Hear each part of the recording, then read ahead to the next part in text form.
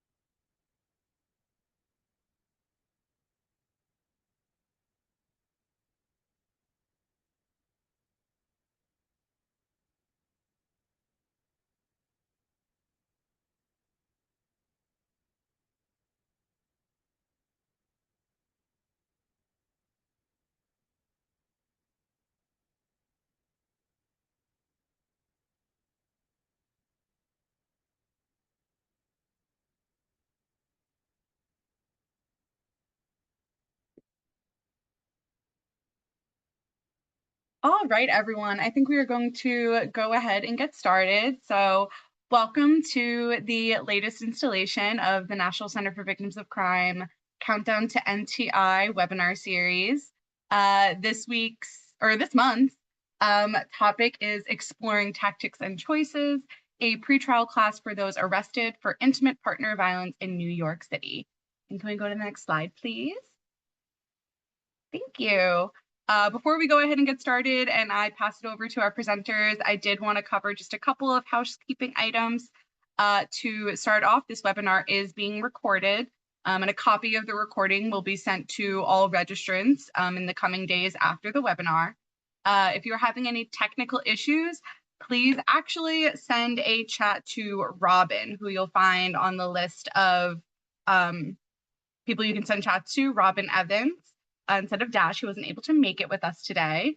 Next, there will be attendance certificates provided upon completion of the NTI webinar evaluation. So at the end of this webinar, we will send a link in the chat, and we will also include that link in the follow-up email.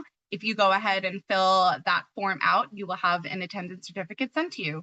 Just please note that this is just a certificate of attendance, and we are unable to provide any CEU credits.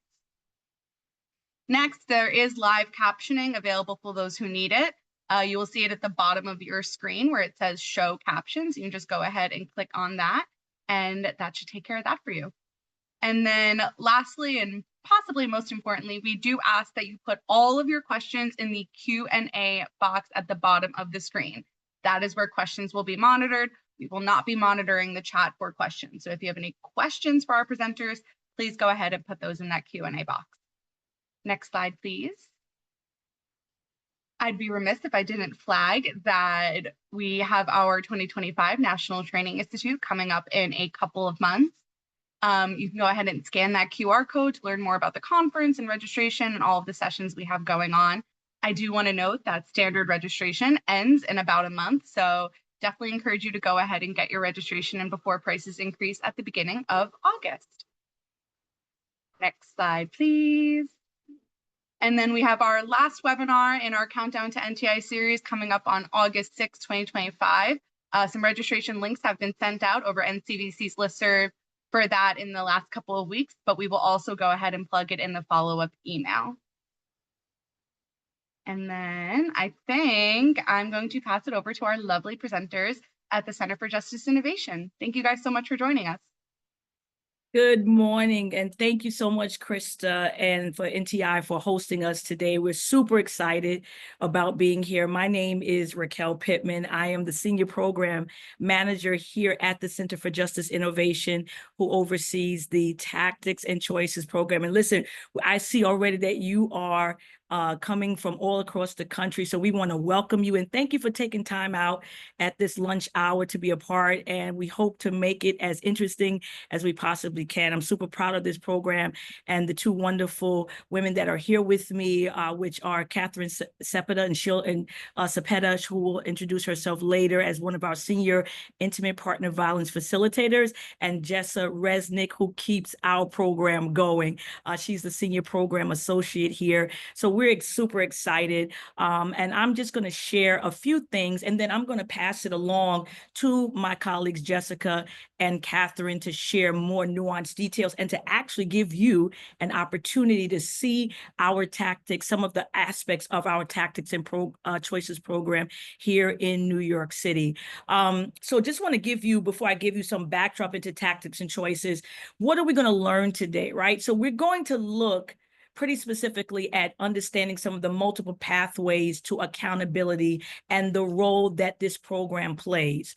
We're going to share with you the use and how we use the power and control wheel and what we call an arc of choice. And you'll hear more about that later in the Tactics and Choices program to give an idea of what a Tactics and Choices class would look like. And then we're going to summarize some of the takeaways on accountability and intervention strategies in intimate partner violence illustrated in the workshop. Jess, you can hold that slide right there. I just want to give, before we move on, a little backdrop into tactics and choices and where did it derive from and some of its historical background. So here in New York City, there was a lot of heightened concern about bail reform, right? And in 2019, there was a law enacted that reimagined what bail reform could look like. We saw a lot of people who were impoverished, who were languishing in our prisons because they did not have enough money to pay for bail, right? So those that were poor and marginalized languished in our prisons,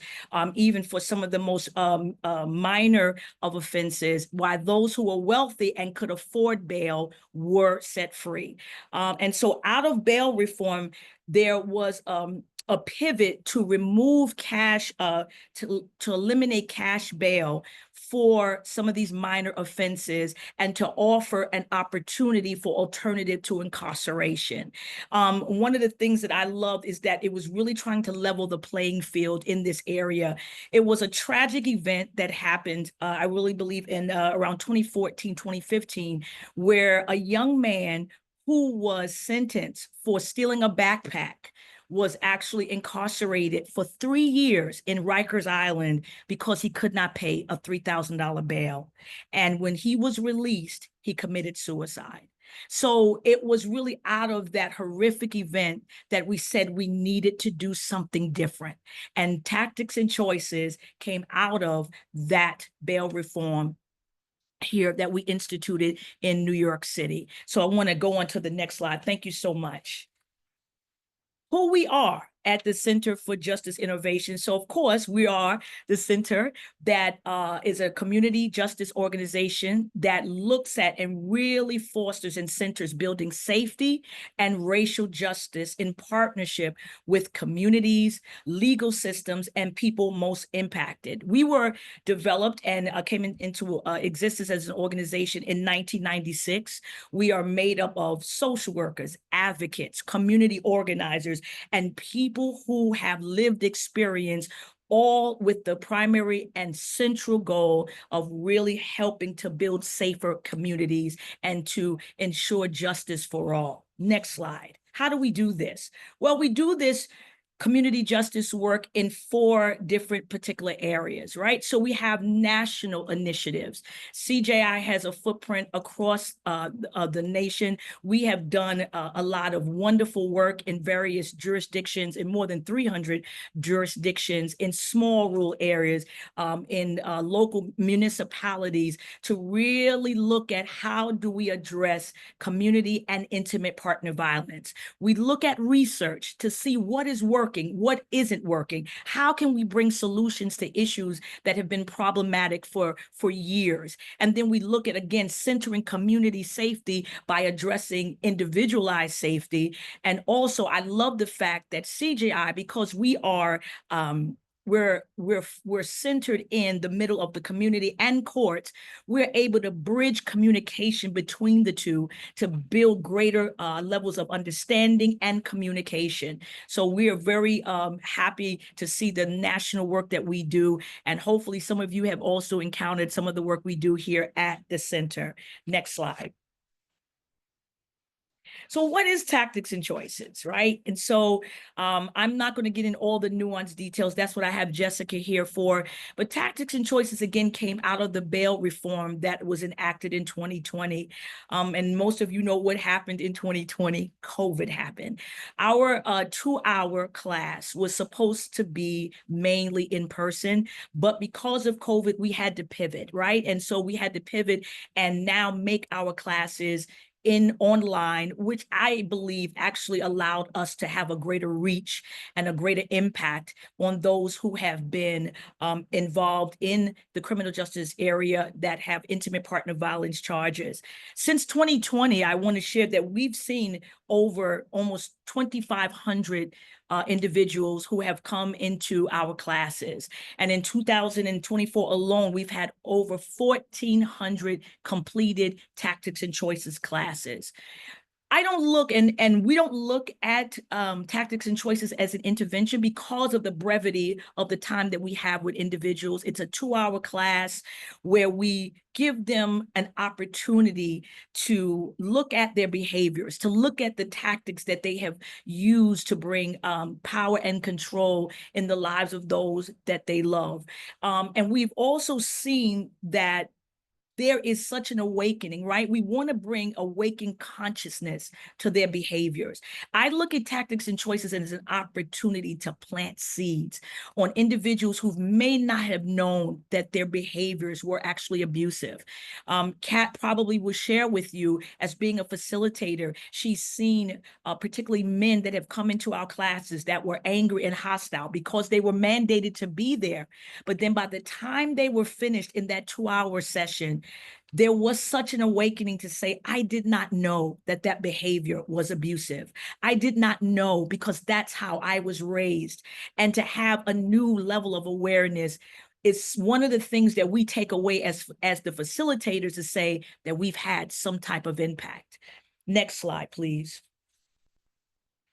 Tactics and Choices came out of a program that is no longer in existence that was originated in Atlanta, Georgia, called Men Stopping Violence, right? So it's a program about holding men accountable for their violence and teaching them new tactics and methodologies in their relationships, and not to use violence as a means of controlling their partners. And so they were court referred, just like ours are. Our clients come through the supervised release program here in New York City. We do have some that come that are not mandated, but primarily most of our clients are mandated through the courts. And our program was derived from this program that really wanted to explore the power and abuse dynamics, and to promote and foster dialogue around the violence, maybe some of the trauma that men have experienced that has precipitated their violent behaviors. And so we've incorporated some of those tenets into the tactics and choices classes. And we believe that through this curriculum, that men have to be a part of the solution to ending violence towards women. And so that's my my opening conversation about tactics and choices. I want to hand it over to my colleague Jess, who's going to talk more about the nuanced details in tactics and choices, and I'll be back a little later. Thank you. Hi, everyone. I'm just going to speak about the New York City landscape and a little bit more about tactics and choices. So in 2016 and 2017, the city really wanted to address the issue of ignoring abusive partners and seeing the criminal legal response as our de facto option to abusive partners. And that catalyzed a new effort to plan and implement a comprehensive approach to abusive partner intervention and services for people who cause harm, as a crucial aspect of our work to support survivors and create healthy communities. So New York City developed a comprehensive strategy to improve and coordinate abusive partner interventions in New York City, which is the Seeding Generations report. And that highlighted the need for multiple pathways to healing and accountability for those who cause harm, including voluntary programming, mandated programming, and pretrial programming, which is the Tactics and Choices program. So this program is a pretrial program. It offers early IPV responses, and pretrial programming expands access to services for those facing IPV charges. And like Raquel mentioned, this is just an introduction to IPV for these people. A lot of them don't have any background in IPV or knowledge of this, so it's not a full-fledged intervention program. It is only a 2-hour class, and it's been available since January 2020, and it's open to all supervised release participants. A supervised release is a program set up after bail reform for those in pretrial stages of their cases. And it's open for participants with IPV related cases, and also when they're working with case managers in their supervised release program. If an IPV issue comes up that may not be related to their arrest, they're more than welcome to take class 2. We offer the class online on Zoom, and we offer it at 3 in-person locations, 2 in Brooklyn and 1 in Harlem. And we offer a lot of different class options. We have classes for male identified folks, female identified folks, and LGBTQ participants. We also offer Spanish language classes and are able to accommodate classes with interpreters, either other languages or ASL. And I will pass it to Kat to talk about a little more what goes on in the class. Thank you so much, Jessica. Hello, everyone. I am Katherine Cepeda. I am trauma-informed facilitator here with Tactics and Choices. And so here, as you see with class orientation, before we begin the class, we help any participants who are joining us virtually to troubleshoot any issues, and we give a brief overview of the class and the class content. We share trigger warnings because we do watch a video in advance. So if they do feel overwhelmed, we do invite them to take deep breaths to help regulate their nervous system or take care of themselves in any way they see necessary. So we do make it an intention to help participants prepare in advance, so they know what they're getting into, especially since it is a one-time class. Next, Jess. Okay, so what we do with the Tactics and Choices class, the curriculum that we will be going over is the curriculum that we do use specifically for those who are male identified. And I will share the orientation that I share with them as well, that we share with them, an interactive exercise where they will, after reviewing the power and control wheel, we do watch a video clip. We know no details about these participants and why they are coming in. We do know that some are volunteers and that others are mandated, so we recognize that as well. And we give them the opportunity after we watch the video clip, which is from a movie called Enough. We go over the power and control wheel. We give them history of the power and control wheel. Then we do the reflective exercise where they can take accountability. And you can imagine how that goes, right? Some are very open to taking accountability in that moment, while others may be more reluctant.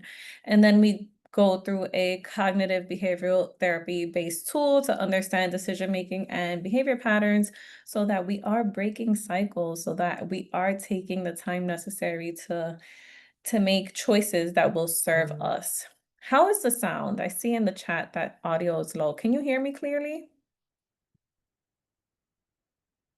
Okay, so I'm gonna go ahead and begin with reading the orientation that we share with participants. Again, for those who are male identified, who want to participate in. So we are here to introduce concepts and ideas to encourage men to observe, question, and address violence against women and sexist attitudes, to give men self-awareness skills. We make that an emphasis as well. So we're here to provide skills for you to get to know yourself better, and education that helps you facilitate a waking consciousness of behaviors and to fuel the will to change, and also to encourage men to intervene with men in their lives who do use abusive or controlling behaviors. Our goal as an organization is to reach as many men as possible. We hope through our conversations, we will help all men see steps they could take to help create safer communities.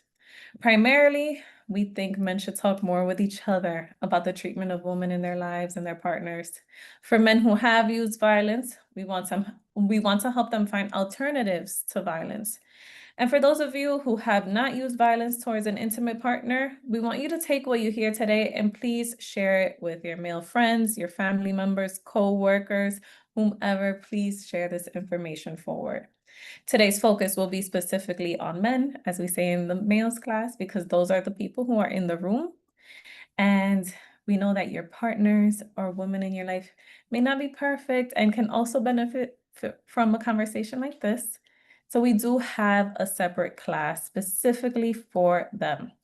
Again, our focus is going to be on ourselves because ultimately, who can you control? Who can you change?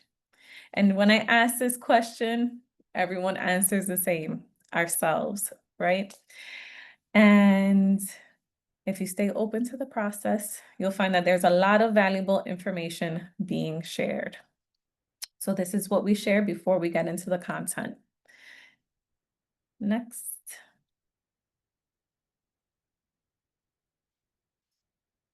We see a raised hand and we will be taking questions at the end, okay? So after we watch the video clip, we go over the power and control wheel. And Jess, if you can zoom into the power and control wheel in the chat, if you have seen the power and control wheel before, can you please give me a 1? If you have not seen the power and control wheel before, please share a 2. Okay, I see a lot of 1s. Great. Okay. All right. So for those of you who have not seen the power and control wheel before, I do want to share that the power and control wheel comes out of Duluth, Michigan, right? Out of several conversations over many years between women who had been beaten, stalked, or sexually assaulted. And after getting together and sharing their experiences, they realized a common thread in the controlling behaviors their partners were using against them. And after identifying those threads, they created this power and control wheel to help those who were in similar situations, right? At this point, we also share and recognize that as we go through the power and control wheel, you may recognize things that have been normalized in your community, in your culture. And you may also realize, which we hear often in the class, wow, I'm all over this wheel. And I didn't know that I was on this wheel, or all of this was being done to me, or I saw this being done to my aunt. I saw this being done to, Duluth, Minnesota. I saw this being done to my parents, and yes. So since we have background, I see a lot of 1s on the power and control wheel. We're gonna go ahead. We do break down with examples from the movie, right? We ask where they saw the character use intimidation and to share examples. And we see whenever we have to go back and forth with challenges, we do that as well and help participants really identify what is considered power and control. Okay. Yes, you go over this with all of your survivors. And now we have, then after we review, as I mentioned, after we review the power and control wheel, then we do the accountability portion, which is with the same power and control wheel. And we ask participants where they once saw themselves on the power and control wheel. This can be very powerful. And we thank the participants for being vulnerable, for taking accountability. And you see how it empowers them in a way to recognize where things went wrong, right? Thank you, Jess. We can go on to the arc of choice. After we do the power and control wheel exercise, this is, thank you right there, Jess. This is the arc of choice. This is that cognitive behavioral therapy exercise that I mentioned, right? And this is an opportunity, excuse me. This exercise helps us manage situations that trigger us, because even when there are moments where folks are trying to change, there are things that can happen that can activate us, right? That can trigger us. So it helps us look at those speed bumps, those tools that we already have within us, right? That we use them in different situations. But what about when you are at home, when you are in an intimate setting with your partner? And we go over a scenario, which I will do with you in a moment. And yes, we also mentioned what is the difference between responding aggressively and passively or assertively, right? We provide examples of that so that we can learn to respond calmly with clarity and respect. And when we mention respect, we also mention respect to yourselves first, right? Attendees do have their cameras on when we have the participants in our class. Everyone is asked to have their cameras on yes, I agree with the triggers and re-traumatization using pre-existing, yes. So, yes, participants are required to have their cameras on and to participate to receive credit for the 2-hour class. And if not, we ask them to return for a time that works best for them. And we truly do try to meet our participants where they're at. If we say that they are not having their best day and they do share that they have some time before their next court date, we share all of our availability. Okay, so now we're going to go into the scenario. And in this part, we go through what we call 4 speed bumps. In the scenario, we're going to talk about someone blocking the door and how to avoid going from 0 to 100 in 2 seconds to avoid that attack that we see on this arc. We will see that our intention is to stay in the yellow, which is doing well. All right. We also mentioned how this can be all in good, right? And reminding them again that they have this within them. I am going to ask a question for you to share in the chat. What is your favorite movie of all time? And this is the scenario I use with participants so we can get into it. What is your favorite movie of all time? Go ahead and share it in the chat. So we will be using this. Back to the Future. It's always classics that we get. Remember the Titans. I love Breakfast Club. Anything really with Molly Ringwald. Pretty in Pink, yes. Breakfast at Tiffany's. Love these classics. Okay, Lord of the Rings. I haven't gotten into.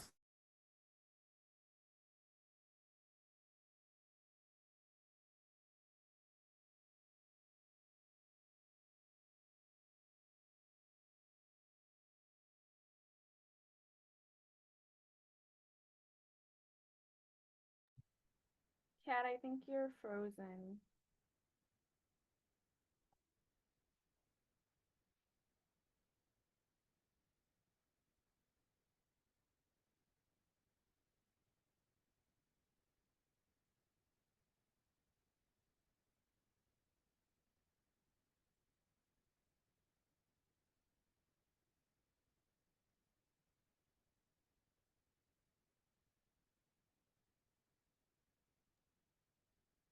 Did Kat Yeah. she went out? Yeah. In the meantime, I can answer some of the questions that came up in the Q&A until Kat gets back. There were 2 questions about who the audience is of the class and how they attend the class.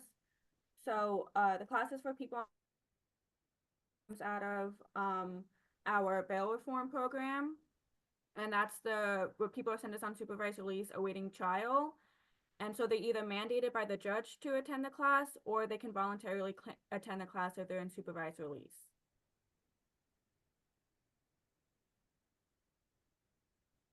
So we're going to keep going until Kat can come back on. So she was talking about these speed bumps, right? That to kind of slow people down before they escalate to this violent attack. And we share with participants that there are some things that can happen before you decide to attack, right? So one of those speed bumps is your cognitive your cognitive speed bump, right? So in that cognitive speed bump, you're saying, you know what? Let me pause. Let me count to 10. Let me think about the decision that I'm getting ready to make. I have a choice to make in this moment when I have a partner who may be blocking my door, right? I had a whole night planned for us. The scenario that we give to participants is that we have this whole night planned and we're getting ready to go out, and I'm on 10 as the partner, and I come home and I had planned this big night out with my partner, and now she's on 1,000 about a bill and won't let it go. So now I'm frustrated, I'm agitated, and I said, you know what? Let me decide. I think it's time for me to leave. And she blocks the door. What do I do in that moment? Now I have a choice to make. So we tell the participants, we share with them, you do have a moment to think, right? And in those moments when we're having this conversation with the men, they're like, no, this is why she needs to be here, because the fact that she's blocking the door and then I'm going to get in trouble. This is what I'm talking about. And so we have to help the participants to understand that, yes, she may be blocking the door. It may be causing you to have an elevated stance right now, but you still have a moment to pause and to breathe and to make a different decision. So we don't want you to go from 0 to 100. We want you to pause and think, right? And so these are skills not just in your intimate partner relationship, but this also becomes a skill that happens in your everyday life, right? If we share with them, if you're on the train, you're not going to immediately, if someone steps on your toe, hopefully you're not going to go from 0 to 100. You're going to say, you know what, maybe it was a mistake. Maybe, they didn't see me. And so we offer the opportunity for the participants to say, you have a choice. It does not have to go to the first reaction, which is possibly to push her out of the way and to attack, right? So it's really about helping them to kind of think through the decision before they move ahead and do something that they're going to regret, right? So that's the first cognitive. So if that doesn't work, we move now to the next speed bump. And I think Katherine is coming back on. Right? So again, we have this precipitating event. Everything was going well. Then we have this event. The partner is blocking the door. And we hit the cognitive. Kat, I dig the cognitive. Now we're at the emotional speed bump. Thank you so much. And thank you all for your patience as we're managing these Zoom real world events, right? So after we do the cognitive, and you take that moment to take a deep breath to make sure that those thoughts that are coming up for you are not those negative thoughts. As you notice, as you realize when you are going, if you are thinking about those negative moments, you are reliving it, right? So you have to recognize what you're thinking, take that deep breath and shift your thought. Again, what can I think so that I can be respectful to myself and to her? I don't have to leave right now, right? Then we tap into the emotional cue, the emotional speed bump. So suppose that you are trying to tune into your thoughts and you are still unable or unwilling to make a choice that is rather assertive instead of aggressive. So you might want to pay attention to what it is that you are actually feeling. What are you feeling when your partner is blocking the door? And this part of the arc of choice is a little difficult for a lot of our male participants because they recognize that they haven't really developed or learned all of the different emotions, right? So recognizing, yes, right now I may be feeling disappointed because I thought you trusted me, and taking that moment to express that this is how I'm feeling, right? Right now I feel trapped. I'm shocked. I'm worried. What if the police are going to be called if the neighbor's here? Because our participants, many of them often go straight to anger.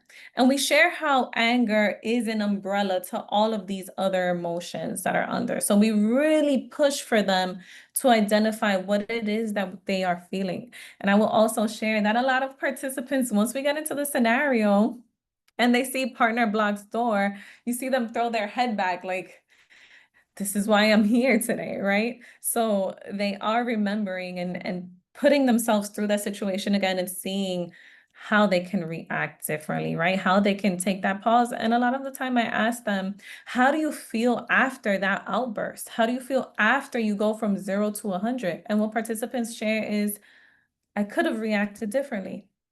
I did not have to take it there, right? So they do want to know what these tools are. And after we go through that emotional speed bump, to identify what it is that they are feeling and sharing it, like this is reminding me of the last time we argued about this. And, I think we should take a moment so we can avoid that from happening. Then we invite participants to recognize what it is that you are feeling physically. Where is it showing up in your body, right? Participants share that they feel their heart racing, their leg is shaking, they're pacing back and forth, they're sweating, their hands are balled, they're clenching their jaws, right? And again, this goes back to taking that pause. We talk about how your nervous system is letting you know that you need to take a moment so that you can calm down. This is another one of those moments where participants skip all of the feeling, all of the emotional, all of the physical, and they're like, I blacked out. No, but before that, what is letting you know in your body that you are not okay, right? And after they recognize what they are feeling, we go to the fourth speed bump, which is the spiritual cue. And in this spiritual cue, this is another area that we invite you to attend to your spiritual center. And in that moment when you're considering using aggressive behavior, what does your spirit tell you about that choice? Because we are whole beings, right? It's not one without the other.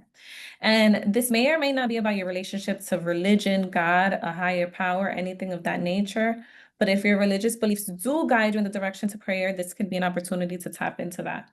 This could be the time to stop and find your moral center and meditate what is going on to find a different choice. Perhaps you remind yourself that you are strong enough in your faith to respect her, to respect yourself. Any other familiar phrases, right? Participants share that they remind themselves of their children in this moment, right? What they want to model for their children. And we go through this in the power and control wheel as well. When we talk about using children, they mention their children in this speed bump. They mention their grandparents and what they taught them. And again, going back to what they truly believe is right from wrong, right? So this does take a lot longer, but since we were only here for a limited amount of time, in this moment, we share that though we have taken our time to talk about each of these centers, going through and checking in does not take long. It only takes about 10 to 15 seconds to check in with yourself and identify what it is that you're truly feeling, right? So that men have the ability to make non-aggressive, non-violent choices, even in the face of aggression. And it is less of a question of ability and more of a question of willingness.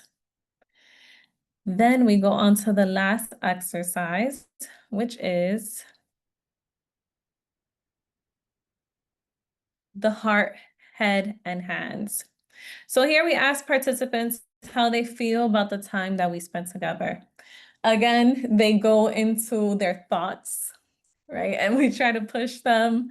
What is it that you're feeling? We provide some emotional words, and we also provide some tools at the end of class. Like we tell them about The emotions wheel. We tell them about the equality wheel so they can see, they saw all the red flags in the power and control wheel. Now we want you to explore what a healthy relationship is, because we know the reality that you may have not seen a healthy relationship modeled, right?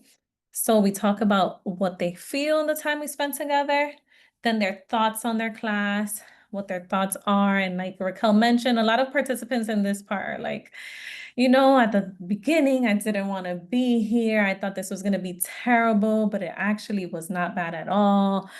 Some participants even ask for more. They ask if they can return. Some have even returned, even though we tell them it's the same class, they return for more. But we do usually hear positive feedback on their thoughts. And then actions, they do say that they're going to practice what they learned, that they are going to take that time, that pause, that sacred pause that we were talking about, to really tap into what it is that they're feeling and what they have within them, because they do have it within them to make a wiser choice. And that is a brief overview of tactics and choices. Now we do want to open it up for questions, comments. Thank you so much, Kat and Jessica. I'm just going to look at one of the questions here. It says are there specific crimes that would send them to this class, like domestic violence, or is it any crime in general who are in the bail reform program? So I'll start the question, and if Jess needs to chime in. I know that it is for anyone who has been arraigned on an intimate partner violence charge. So it is before a trial, and the judge can decide to mandate them to tactics and choices. We do have a small cohort of individuals who do come voluntarily. And if they're being seen by a case manager, right? So they come through the supervised release program here in New York City. The case manager could be seeing them for another charge. But if a conversation comes up about domestic violence or is something in their history, they could offer tactics and choices to that individual, and they can decide on their own to attend, so they can learn more about some of the dynamics around domestic violence. So we do have predominantly mandatory individuals, and we do have some non-mandated clients. Jess, you want to add anything to that? Okay, all right. Do you have any men that teach the class? Yes, we do. And I wish I had more. I would love to see, you're welcome. I would love to see us be able to model a male and female facilitator team. Again, we get a lot of, I'm currently hiring for full-time facilitators right now. We get so many women that do apply, but I would love to see more men, because it is different to see men who are holding other men accountable, right? I think Kat can share more about this, that there seems to be more of an aggressive behavior towards the women. Kat, you want to share a little bit about that experience when you have Hassan or Charles facilitating with you and it's just all women? You want to share a little bit about that? Yes, there are moments, and we do have one of our male facilitators joined as an attendee. And thank you to them for the past 5 years for facilitating this class and for sharing their wisdom with community. We do see that some participants are more aggressive towards the women facilitators, and some share at the end when they are providing the feedback. They do ask, or they do mention, how different would this class be if it was a male facilitating it? Others are open and they are receptive. It really depends on the day and what they are coming with, right? We do mention again in the beginning that we are challenging sexist attitudes and beliefs, and we do see that portrayed in the class. Thank you, Kat, so much for that. Another question is, how has the program affected case prosecution? So we would not know that. We are required, as Jess would tell you in minute detail, to give reports that say that confirm whether or not this individual did attend the class, but we do not know what the outcomes are for that particular individual when they return to court, if the case is dismissed, because sometimes the cases are dismissed even after the request for them to attend Tactics and Choices. And so a lot of the clients won't show up because they know the case will be dismissed. But we do not know the actual outcome of those classes, of their prosecution case. How you may have the questions are coming pretty fast now. You may have answered this. What is the cost of the program to participants? The program is absolutely free. There is no cost to any individual to come to participate in the 2-hour class. Maxine is the only. Yeah, Jess, you want to share? Yes. Yeah, just to add on to that, through the Seeding Generations report, it was found that a lot of barrier to abusive partner intervention programs and this pretrial program is the cost. So New York City has made most, if not all, of their programs free of cost. So the full-fledged 26 or 16-week abusive partner intervention program is free of cost, and the voluntary programs, many of them are free of cost as well in the city. Just wanted to add that. Thank you, Jess. Is this only for men, women in New York, or classes via Zoom for other state attendants? Right now, yes, it is. You have to come through the New York City Supervised Release Program to be allowed to come into the program. So maybe in the future, we'll be able to spread this abroad, which would be awesome. Is there a limit to the number of times an offender can complete the class? Jess, I'll give that question to you. So no, there's also not a number of times, a restriction on the amount of times people can register. Most of the time, people do not complete it the first time they register for the class, so they re-register and try to complete it again. But we have seen an uptick of folks who this may be their second time completing the class or third time completing the class. So that's something we're looking at as well, looking to expand programming for folks who have already taken the class. It's always good to get a refresher, but sometimes when it's a few months from their first time taking the class, they may need a different program, something that would better address their needs. And I know COVID was one of the most horrendous things that could happen in America, but it also was a blessing in disguise because I think it allowed us to pivot with the online classes that helped us to have a greater reach of individuals.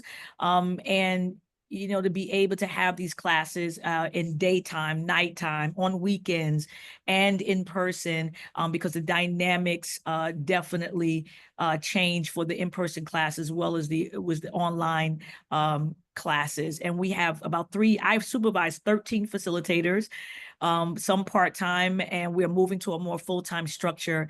But we offer, like you said, classes at different times. We offer classes in person in Spanish, and we do have classes that we do with interpreters. Even if it's one person, we will see that individual. If they speak Russian or Urdu or Hindi, another language, we will actually pay for interpreters to come alongside our facilitators to offer those classes in those other languages. What are the prerequisites for participants to attend the class? That you come through the court primarily, and that you are mandated to Tactics and Choices, and you're now currently going to be in the supervised release program. You must come through the supervised release program here in New York City. Any other questions? Jess, you want to add something? Yeah, there was a question in the Q&A previously about if we've heard or utilized the program Caring Dads. We don't use it in New York City, but I wanted to share, it's on the screen now, that the center is also an OVW technical assistance provider for abusive partner intervention and engagement. So through that project, we have heard of Caring Dads and worked with Caring Dads. So I wanted to put that contact information on the screen for you too, if you're interested in any technical assistance trainings related to abusive partner intervention and engagement. Thank you, Jessica. Thank you so much. Are there any other questions before I turn it back over to our great host? Any other questions? All right, well, I want to thank everyone for being here today. It was our pleasure and honor. Thank you, Jessica. Thank you, Kat, for a great presentation. And I want to thank our hosts, folks at NTI, for having us and giving us an opportunity to share what we do here in Little New York City. And hopefully, we'll be able to connect. If you have any other questions, our information is on the screen. Thank you all so much. Just realized my audio wasn't on. You'd think I'd learn by now. Hi, everyone. Just kind of want to jump back in to once again thank all of our presenters so much for their time today. As shown by the number of questions, you guys did a phenomenal job and there was a lot of interest, so we really appreciate you taking the time to join us today. I'm going to go ahead and drop this webinar evaluation link in the chat real quick before we close out, but it will also be included in the follow-up email that you will all receive in the coming days. If you have any questions about NTI or anything conference related, always feel free to shoot us an email at nationaltraininginstitute@victimsofcrime.org. Thanks so much and hope to see you all there. Bye, everybody.